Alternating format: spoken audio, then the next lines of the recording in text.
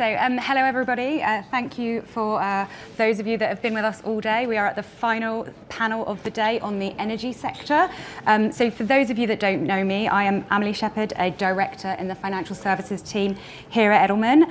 And welcome to those of you that are joining us just for this panel. So joining me to consider what 2022 has in store for the energy sector is Richard Lum, Co-Chief Investment Officer at Victory Hill, specialising in sustainable energy infrastructure. Tom O'Hara, Portfolio Manager at Janus Henderson Investors, looking after pan-European equities. And Jim Wright, a Portfolio Manager at Premier Miton on the Global Infrastructure Income Strategy. So as it has already been discussed in a number of panels, it has been a particularly interesting year for the energy sector. So I would say post-COVID unlocking, but perhaps that's a little premature given what we heard yesterday. But this has obviously, the unlocking of the economy has led to a huge uplift in demand. And this has led to soaring prices within the energy sector, which is something we've discussed already. This environment has obviously served as a stark reminder that despite a huge push to renewables, we're not quite in a position where they can meet these high levels of demands, not to mention a huge degree of public and political scrutiny of the sector. So against this sort of rather tricky backdrop, I'd love it if we could kick off by discussing one theme that you feel will be the biggest driver of energy company valuations into 2022. Richard, perhaps we can start with you, then Tom, then Jim. No, absolutely. Thank you very much for having me today. Now, the impact or the themes that may affect energy company valuations, thankfully, is not something that keeps me up at night, given that Victory Hill, we're very much focused on investing in sustainable energy infrastructure right out the box. So that's the mission that we have. But as an observer, in terms of the wider context, clearly the scale, the speed and the scale of decarbonisation within the energy sector is going to have a key role to play in 2022 in terms of its effects on various participants within the energy sector. In particular, given the targets that we have now post COP26, certainly is ensuring that we reach decarbonisation sooner rather than later may lead to some level of volatility within the energy markets. In particular, we all know the scale and the role of natural gas. And the role that natural gas plays within, what we consider as the energy transition to net zero, but it's been pretty volatile in terms of the pricing that you see in the market, and that may well have an impact on energy companies that still need natural gas as a form of electrification or supply of their energy products to the market in general. So really, various contexts, it's the pressure on achieving net zero really is driving that level of volatility is the way we see it, certainly from our perspective. Tom? Well, I think, or maybe more hope, that 2022 will see a rehabilitation of the valuations on the energy companies, specifically the oil majors.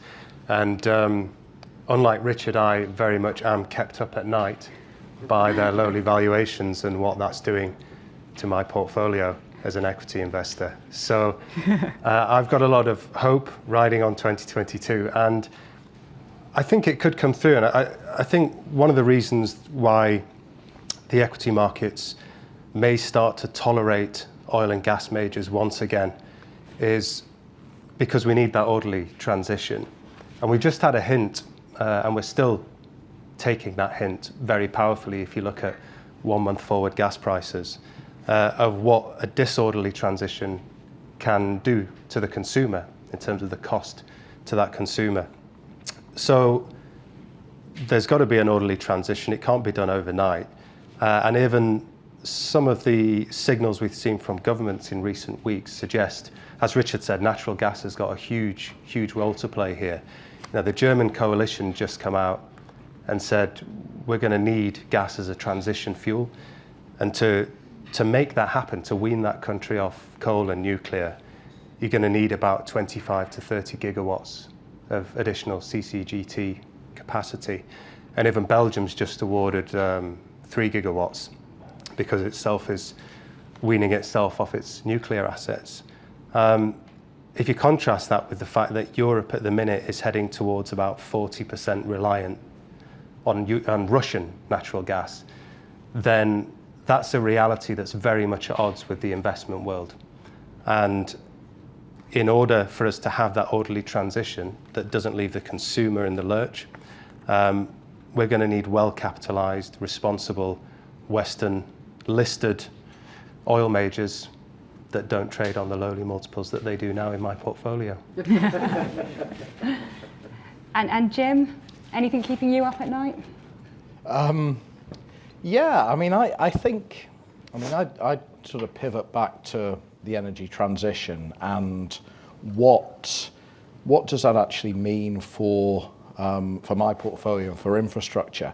And what we keep coming back to is energy grids, is electricity networks, because I think the big kind of missing piece in when people think about the energy transition, you know, people get that there's got to be a lot of investment in renewable energy, and indeed, you know, gas, I totally agree, is a transitional fuel, and a move away from coal is fundamental. And people get the kind of consumer end that, you know, we've all got to move to electric vehicles and potentially, you know, electric home heating and those sorts of things. The bit in the middle is the grid. And the grid, on the transmission side, you've got to hook up all of this renewable capacity, particularly offshore wind, even onshore wind. It tends to be quite remote for obvious reasons from where the electricity is actually consumed. And then distribution. You know, what we always say is, you know, we don't know who's going to win in terms of the electric car battle. Will it be Tesla? Will it be a Chinese manufacturer? Will it be Volkswagen or Ford? You know, there's a competitive tension there. Which battery technologies will come through? Again, you know, people will give you different answers. What we do know is, you know, in central London, in New York, in Tokyo, no one's going to build a new electricity grid. You know, the investment will come in the existing electricity distribution grid to support EVs and to support, you know, all the other kind of electrification that we're going to see. So I think that's, you know, that's the missing link, and I think the owners of electricity grids, the boring old utilities, if you like, actually have a huge part to play in the energy transition over the next years and decades. Great. So, well, clearly something that came up across all these comments is the energy transition. You can't get away from it.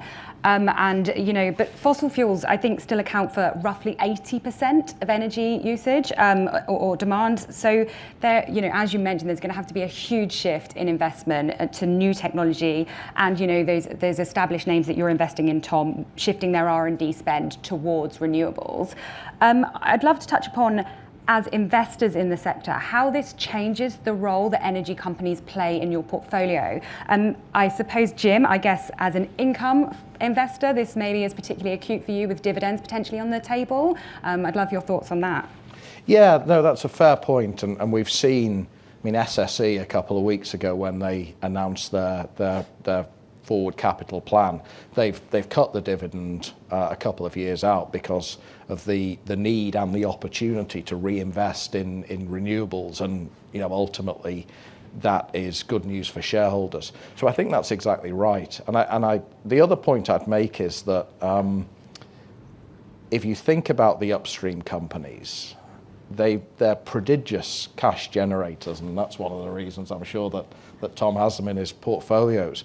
You think of some of the solutions that we're going to need, like hydrogen. You know, if we're going to produce hydrogen at scale, if we're going to have carbon capture and storage at scale, that's a huge amount of capex that's going to be necessary.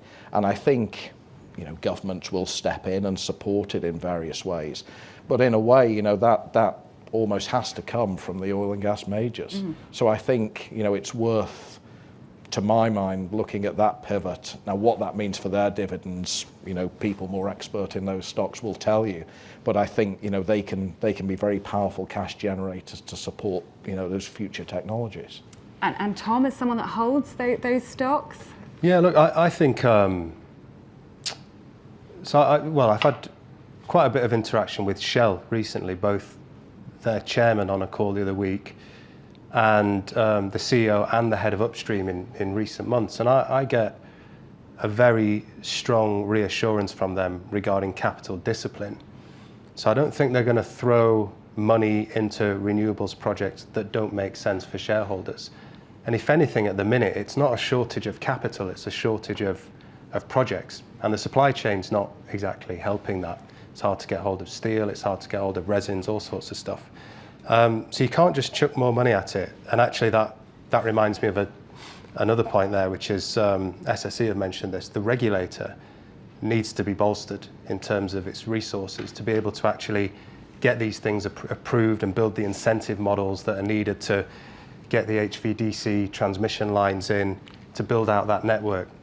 So I don't worry that the oil majors will be allocating capital in a way that destroys shareholder value.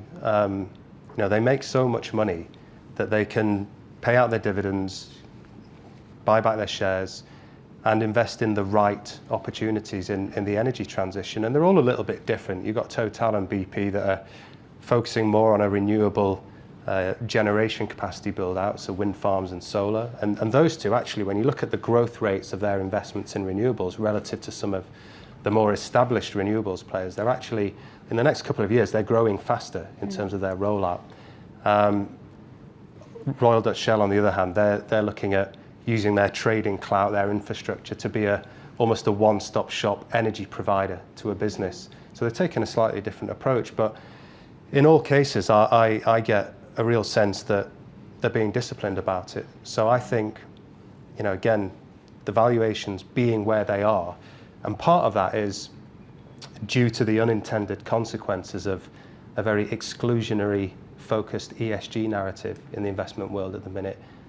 That can change, I think. That's the real opportunity here. It's not just a threat to dividends. Actually, there's a real opportunity in terms of TSR. Yeah. I mean, I think maybe part of the problem is that the public perception that is maybe a gap from what actually these companies are actually doing. I would love to touch back on something that we spoke about earlier, and it's natural gas and its role in the transition. And Richard, again, this touches on the public perception versus actually the role it might have. How can we bring the public along in believing that gas is a transition fuel? Yeah, look, I mean, that all begins by a greater understanding of the energy mix, within our society, and understanding really that, 100% investment in renewable technology. I'm almost talking against myself here. 100% investment in renewable power generation is not necessarily going to solve the problem of energy security and sustainable energy. Really, you need to have a mix of more dependable, energy supply. Because clearly, if the wind doesn't blow, the sun doesn't shine. It's a truism that you may not necessarily have that energy supply you need at times, and we see this at the moment. We see, if you have a look on the national grid supply mix, during the course of the day for half hourly, fossil fuel makes up 50 to 60%. I think it's 60% hit today.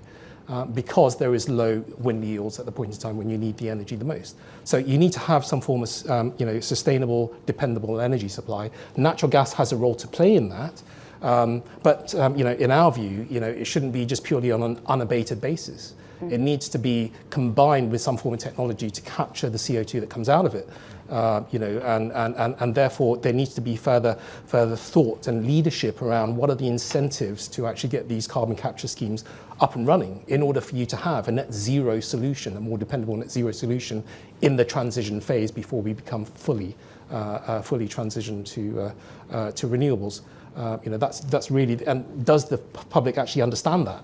And the centrality of that is one point. I also just want to make one point actually on the previous question that you had, and that is really, you were addressing the question to energy companies, and I do think we do need to change our perception of what energy companies are, because clearly you're referring to, the old international oil companies, or integrated energy companies as they're called now, but the real push in reforming our energy mix now is not going to be necessarily only dependent on these companies. It's going to be on the middle market. And the middle market, as Tom was referring to, there's a lack of projects coming to the fore because they need the funding for it. And they need to be aware that there are managers out there who are willing to go directly into these assets and fund these middle market participants. And in that capacity, actually, these large integrated energy companies do have a role to play as well, not only just purely in terms of their capital investment in these projects, but also in their position as the supplier of energy and their ability to provide revenue contracts to these projects and therefore de-risk these projects for the middle market participants. That's how we see the world. You can't simply just get rid of these large companies. They have a role to play too in the future. Any views on that? Or? Yeah, I mean, I think carbon pricing is key, isn't it? Carbon pricing is key, and I think to get proper long-term capital commitment to something like carbon capture and storage, which is such an important kind of transitional technology. The companies and the banks deploying the capital, lending the capital, need the security of knowing that there's a long-term carbon price. So effectively, penalising fossil fuel emissions and supporting renewables or supporting CCS, and that's why Europe, we're seeing some of these projects come along. Canada, we're seeing some of these projects come along. US, if you get Trump again in 2025, you ain't going to get a federal carbon trading regime, and I think that's a big negative. Yeah. It's a big negative for those guys. So I guess on that sort of negative, not that I want to focus on the negatives, but I suppose specifically maybe looking more at the renewable sector, are there any sort of innovations, I guess, that are particularly exciting to you that we maybe haven't discussed, but also on the other side, are there any risks aside from sort of a lack of a sort of carbon pricing framework that maybe haven't quite been factored in yet? That's directed clearly. Absolutely. So, look, I mean, what are the opportunities, from a technology perspective? Now, clearly, we've touched on the idea of the intermittency of, the conventional renewable power generation sources, which is really what we're basing, our system on, because, the levelized cost of those technologies have gone down to a sufficiently economic level. So how do we complement that? Well, we've talked already about, potential of, the natural gas in the energy transition, but there are other technologies that are more important that come to the fore now as we talk about energy storage. And energy storage really is a key piece of this as well, because you would have heard a lot of talk in the media about battery storage, which actually complements one time series piece of the energy day, as it were, which is the very short end. So if the system goes offline, or if there's an immediate a shortage of supply, then it can go on from sub-second to an hour as such. But if you really want a sustainable and dependable energy supply over the course of the day, the week, etc., you would need longer duration storage, really. And the longer duration storage may be battery storage technology, but it also may be others that incorporate, for example, gravity-based storage. Pump hydro is a very easy example of a gravity-based storage. You suck in energy when you actually pump the water up to a dam at a higher level, and then you release it to run a turbine. When you need the energy, so you can store the energy. But there are other versions of this gravity-based storage, and indeed, other technologies involving liquefying air, for example, as a way of storing energy. And I think there should be much more leadership, from certainly regulators and the government to incentivize investment in this area, as opposed to just saying the easy fix is to look at micro-nuclear sites, which that keeps me up at night. Right. Okay. Oh gosh. We hope everyone has a better night's sleep in 2022. And Tom, any sort of innovations you're particularly excited about? As it's probably quite obvious by now, I hate exclusion-based investing. So it probably won't surprise you to know that we've also got cement companies and steel companies in our portfolio. So I'm really keen on technologies that have a high impact in terms of hard to decarbonize sectors. And on that basis, I'm very much excited, and by the way, I'm once again talking my own book here, but I'm very excited by solid oxide technology, both for its use in fuel cells for stationary power, so that can be used on things like ships instead of fossil fuels.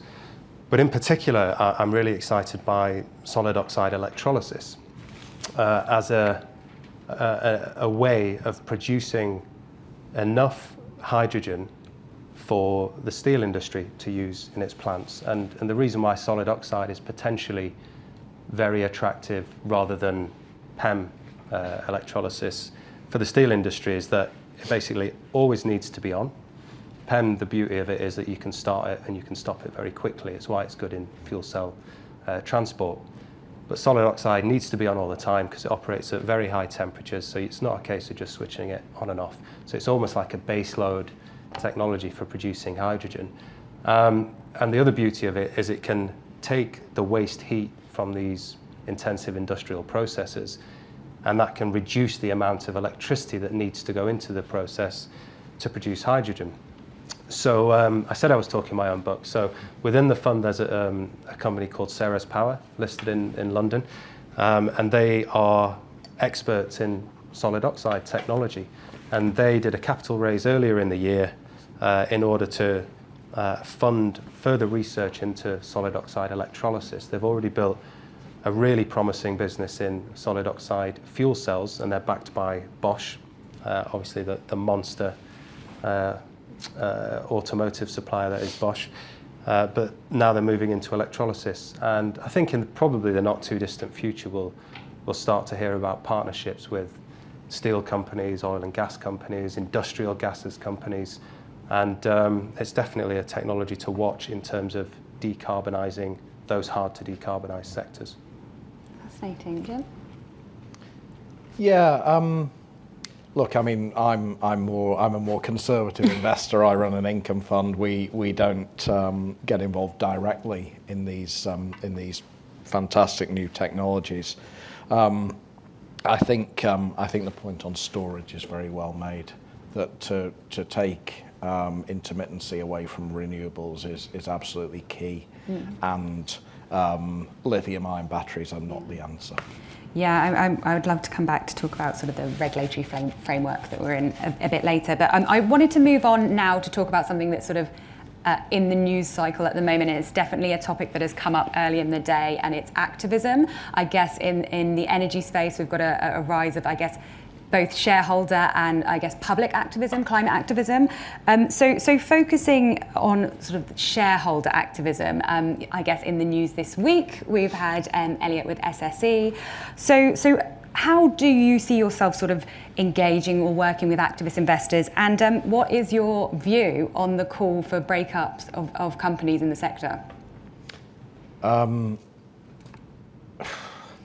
It's generally massively short term when you get hedge funds involved like Elliott, and I couldn't disagree more with their hypothesis that SSE should spin out its renewable business. What SSE, just to talk specifically about SSE because it is a stock in our portfolio, what SSE have suggested is selling down 25% of their electricity grid business, which is incredibly attractive to infrastructure, sovereign wealth funds, pension funds, because you're giving them an asset-backed, index-linked growth business. So they'll get a great price for that. That'll highlight the value of the 75% they retain. That'll give them cash that they can then deploy in their onshore and offshore wind business.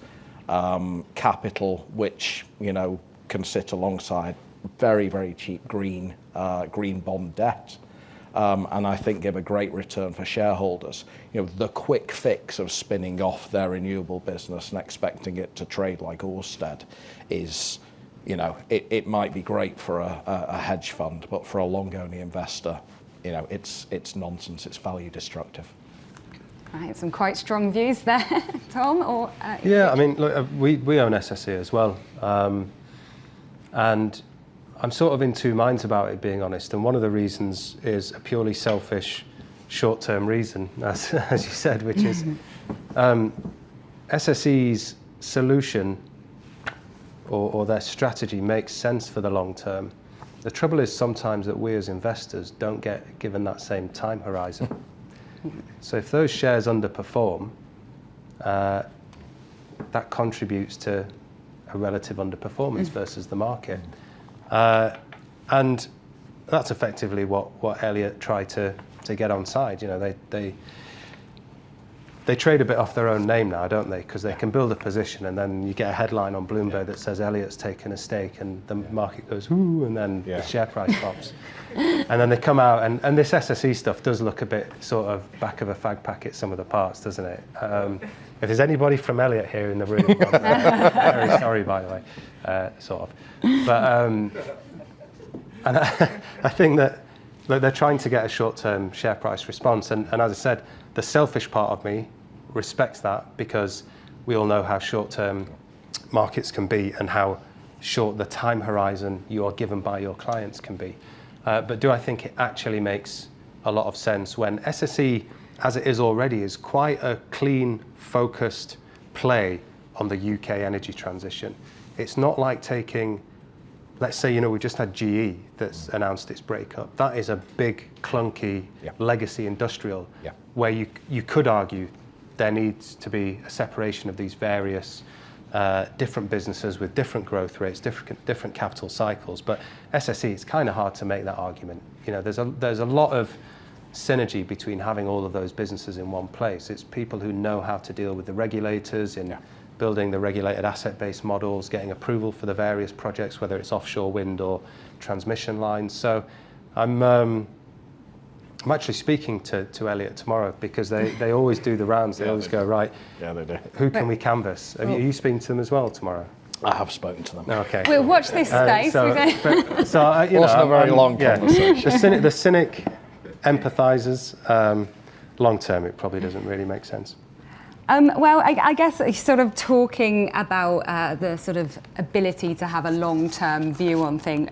Richard, I would love to talk about sort of more private investment in the space. And I know, obviously, Tom, you said that you are not a fan of exclusion-based investing, but, obviously for fund managers with sort of net zero targets, I guess divestment is a very sort of easy strategy. And I guess one of the arguments against divestment would be greater private equity take-up and whether that is a bad thing. But actually, Richard, could greater sort of private equity involvement in the energy space actually, those investors are sort of less exposed to the sort of rhythm of the financial calendar, can maybe take a longer term view? Yeah, look, I mean, I broadly agree with that. I mean, clearly, private equity, businesses are, motivated by particular, returns considerations as well. But I think the theme that you've brought up, the idea that there is probably better investor participation in driving the transition through having direct involvement in the assets or the infrastructure and the developers themselves is a truism right now, because the developer cohort that we deal with here, the people who are actually commissioning these types of projects, are not necessarily the large integrated energy companies anymore. Like I mentioned earlier, it's the middle market that needs to drive this transition and are driving this transition too. So you will have much greater focus on these types of teams being screened and before they're backed, having the right type of mindset. And actually that also relates to the idea of the risks inherent in supporting these renewables developers too. Because oftentimes you find that they've emerged out of the formative stages of renewables investments in particularly in Western Europe, which was subsidy based. So their knowledge of the market is just subsidy. Let's plug into a subsidy. Let's implement a project and plug it into a subsidy. And as we know, we're now reaching the stage where, given the cost of renewable technology is at such an economic level, subsidies are gradually being removed. So they're being much more exposed to private sector participation, needing to take on market risk even in certain instances, and they're not uniquely prepared to do that because their worldview were just basically focused on subsidy.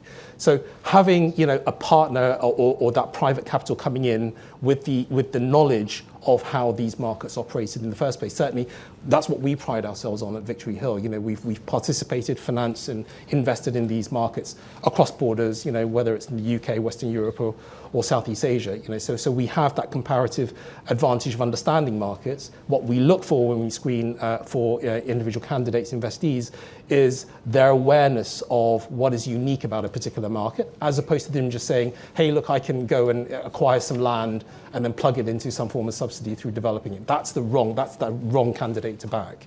So I don't know if that answers your questions, but yeah. Thank you. Well, I think we're at time to sort of open it up to the room and online. Andy.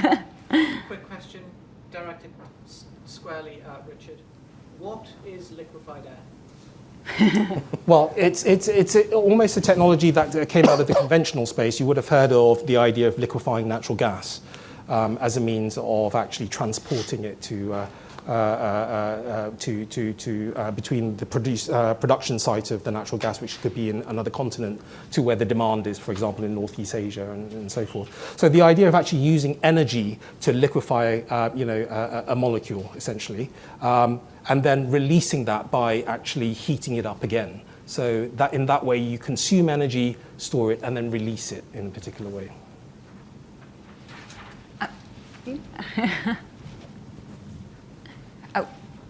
We go there and then. Sorry. So there's been an appropriate focus on net zero goals in the sector, and particularly the decarbonization pathway needed in the next decade. So that's absolutely appropriate given what the world needs. But I'd be curious to get your thoughts on the trust between energy companies and their investors for that decarbonization pathway to be a bit bumpy. Because the reality is, as all of you have said, you can't take these sources of energy away. We continue to rely on them. And investments to green these assets is potentially going to be carbon intensive in the short term. So could you talk about, a bumpy transition decarbonization pathway and just how that could potentially work between energy companies and their investors? Tom, perhaps we could start with you on that one? Yes, I can. I think investors need to grow up about it and be patient and actually be investors, because that's not really what's happening right now. The reason traditional energy companies trade on the multiples of their cash flow that they do is because they've been cancelled to an extent. And the problem is when you as an investor, so even within an investment firm, you as an investor, as a fund manager, you're responsible and accountable to your client for your fund's performance. So that tends to sharpen your focus a bit on getting that balance between delivering on your remit to your client and an orderly transition. But the problem when you cede your seat at the table as an investor because you cancelled, I'm not going to bother. What fills the void is actually, I'm probably going to get in trouble for saying this from my own team, but and it's not directed at anyone in particular, but you get a centralized ESG desk that gives the company a sort of wish list and says, you must do all of these things, and we notice that you have X carbon intensity and that's very naughty and all of those things. And so these management teams actually don't get the benefit of responsible, accountable fund managers, shareholders on the other side of the table. They get people who have a very dogmatic view of the transition, telling them what they need to be doing in order to be uncancelled.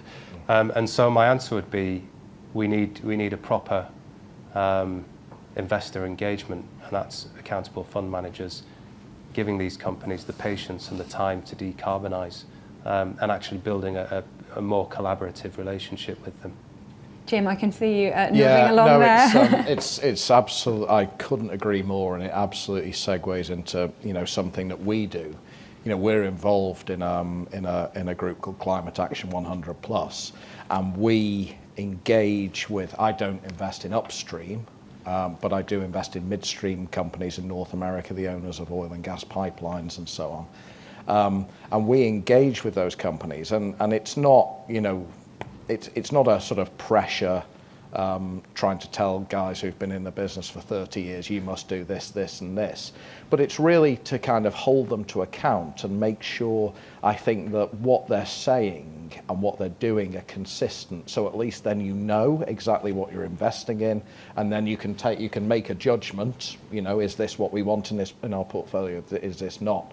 So for example, if they've got kind of headline targets that they're going to meet, then are the future capital plans consistent with those targets? Or are they saying one thing to kind of greenwash the stock, and are they actually doing something very different? And I think that sort of engagement is very, very productive. And far, I couldn't agree more, this sort of zero tolerance cancel policy, that creates unintended consequences. Look at Germany getting rid of nuclear post-Fukushima. What then happens is they become overly reliant on renewables, and in the winter months when it's cold, they're burning lignite, they're burning the worst type of brown coal. So I think you've got to be grown up about it. I couldn't agree more. Yeah.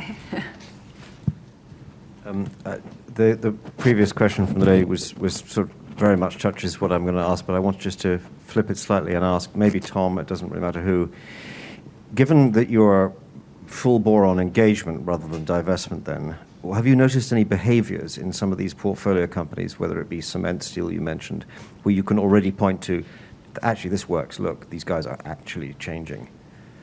Yeah, look, that's a wonderful opportunity for me to talk my book once again with regard to Arcelormittal, which is the world's biggest steel company, and they've come out with some very ambitious decarbonisation goals, which is a big thing, because every ton of steel produced, it emits 2 tons of carbon. It's a hugely carbon-intensive process. Steel's almost the byproduct of the production of carbon. And they've come out and said they're going to spend $10 billion in gross capex by the end of the decade in order to get a 30% reduction in their footprint. And this is where it gets really interesting in terms of an investment opportunity, a genuine investment opportunity that the market currently ignores. And that is about 50% of that capex budget is going to be coming from the governments of those countries. Why? Because they're taking a broader view of society. These are often skilled jobs. We want to keep the employment in the country. Steel is strategically important for most countries, especially when you're about to go through a commodity-intensive energy transition. And the cost of putting all this in new equipment in that gets it ready for the hydrogen economy, for example, when we're still at very high levelized cost of hydrogen levels, means these companies need help. And that's where Arcelormittal has come out and said, look, we're going to do all this stuff, but we actually really need help here. And the government, so far, there have been a lot of positive noises from the Spanish government, the Belgian government, the Canadian government. They've all put in a decent amount of that budget that is needed to build DRI facilities at steel mills, electric arc furnaces, get it all hydrogen ready, and replace those blast furnaces that are, the major culprit of carbon emissions. And that's something where, again, I don't think the equity market currently appreciates this.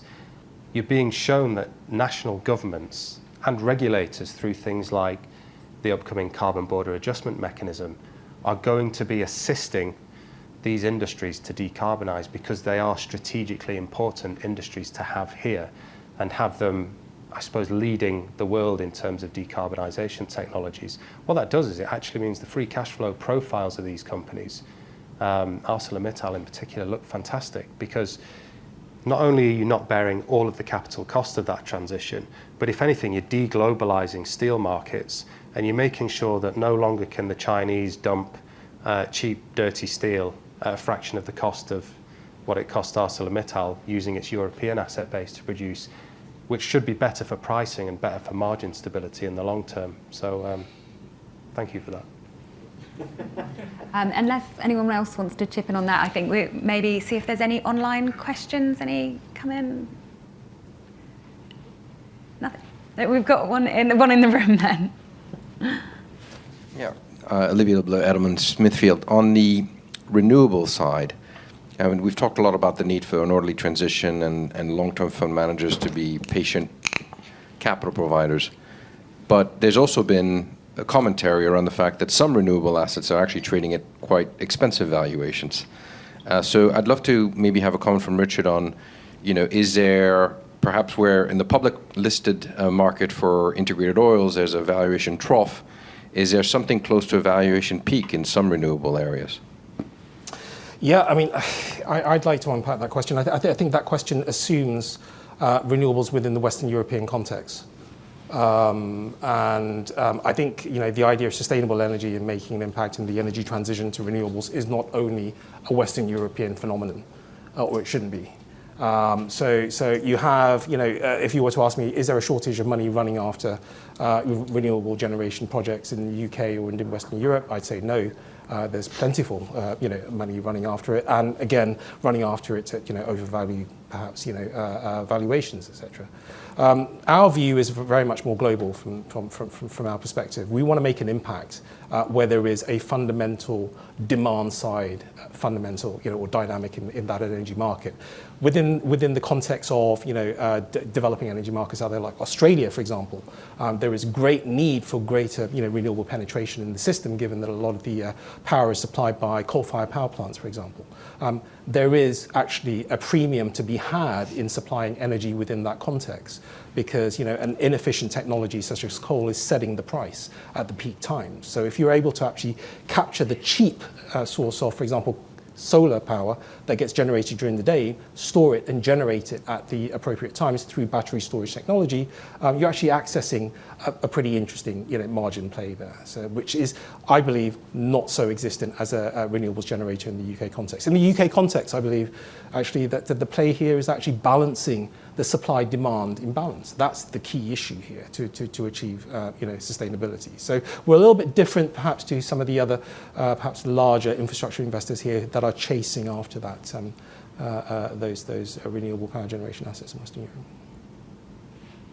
And I think we've probably got time for maybe one more question. Ian? Yeah, I was just kind of coming back on some of the same, Ian Day, Edelman, Smithfield as well. Obviously, to your point, Tom, the public markets don't seem to want to own fossil fuels anymore. Does that create a risk? Do you think there will be divestment? Do you think that we're still getting 80% of our energy from fossil fuels? If it's mispriced in the public markets, are you expecting there to be private capital, private equity capital come in and hoover up some of those oil assets and be unashamedly anti-ESG?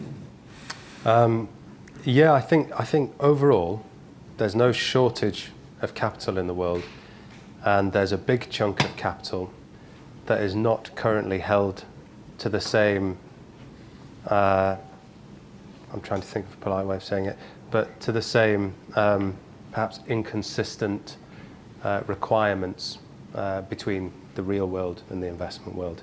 And so you've got to expect that fossil fuels will increasingly be funded by private sources of capital. And that is the danger. There's the question is often asked, isn't it, which is, will these energy companies be starved of capital if regulation and so on forces fund managers to basically not own them in order to have their portfolios lovely and clean? But I think actually the turning that on its head, the other risk is that listed equity markets will be starved of good quality, responsible, accountable energy companies that are absolutely essential for the energy transition. And it just creates, again, a fantastic opportunity for private equity to come in and take the spoils. The equity markets are giving this stuff away, and it's madness.